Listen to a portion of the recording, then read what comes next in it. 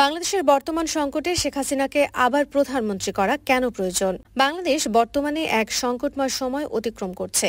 অর্থনীতি, রাজনৈতিক স্থিতিশীলতা এবং আঞ্চলিক সম্পর্ক সবখানেই অনিশ্চয়তার ছায়া। এই মুহূর্তে দেশকে নেতৃত্ব দিতে আবারও প্রয়োজন শেখ হাসিনার মতো অভিজ্ঞ, দৃঢ় ও আন্তর্জাতিকভাবে স্বীকৃত এক নেত্রীর। বিশ্লেষকরা বলছেন, নতুন নেতৃত্বের অভাবে দেশ ক্রমেই রাজনৈতিক শূন্যতায় পতিত হচ্ছে। ১. উন্নয়নের ধারাবাহিকতা ফিরিয়ে আনার জন্য ২০০৯ থেকে ২০২৪ পর্যন্ত সময়কালে শেখ হাসিনার নেতৃত্বে বাংলাদেশে ব্যাপক অবকাঠামোগত উন্নয়ন হয়েছে। পদ্মা সেতু, মেট্রো রেল, রূপপুর পারমাণবিক বিদ্যুৎ কেন্দ্র সহ অনেক মেগা প্রকল্প দেশকে এগিয়ে নিয়েছে।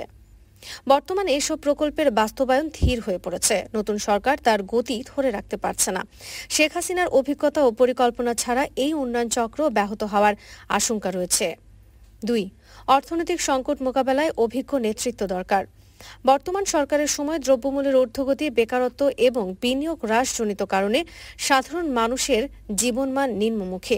শেখ হাসিনা অতীতে বারবার সংকট কাটিয়ে উঠেছেন। বিশেষ করে ২০১১ সালের বিশ্ব মন্দার সময় বাংলাদেশ ছিল দক্ষিণ এশিয়ার স্থিতিশীল অর্থনীতির একটি উদাহরণ।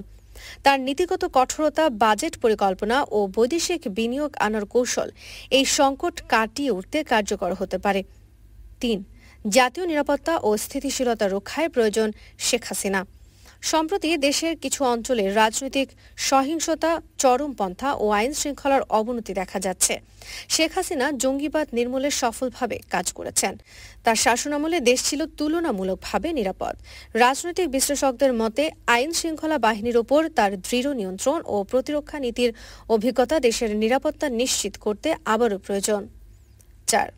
আন্তর্জাতিক অঙ্গনে শক্ত অবস্থানের জন্য শেখ হাসিনা আন্তর্জাতিক পরিসরে বাংলাদেশের পরিচিতি ও মর্যাদা বাড়িয়েছেন। ভারত, চীন, রাশিয়া ও পশ্চিমা বিশ্বের সাথে ভারসাম্যপূর্ণ সম্পর্ক গড়ে তুলতে তার নেতৃত্ব গুরুত্বপূর্ণ ছিল। বর্তমানে এই কূটনৈতিক ভারসাম্য নষ্ট হয়ে যাচ্ছে। নতুন সরকার এখনও আন্তর্জাতিক মহলে স্বীকৃতি আদায়ে সংগ্রাম করছে। শেখ হাসিনার কূটনৈতিক দক্ষতা এই সংকট থেকে মুক্তির পথ দেখাতে পারে। ৫. রাজনৈতিক ঐক্য ও গণতন্ত্র রক্ষায় তার প্রয়োজন।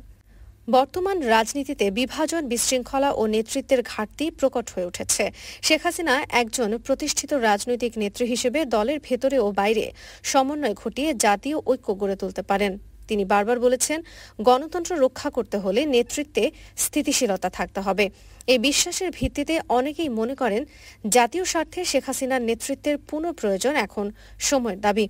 বাংলাদেশ আজ উন্নয়ন ও গণতন্ত্রের এক চৌরাস্তায় দাঁড়িয়ে।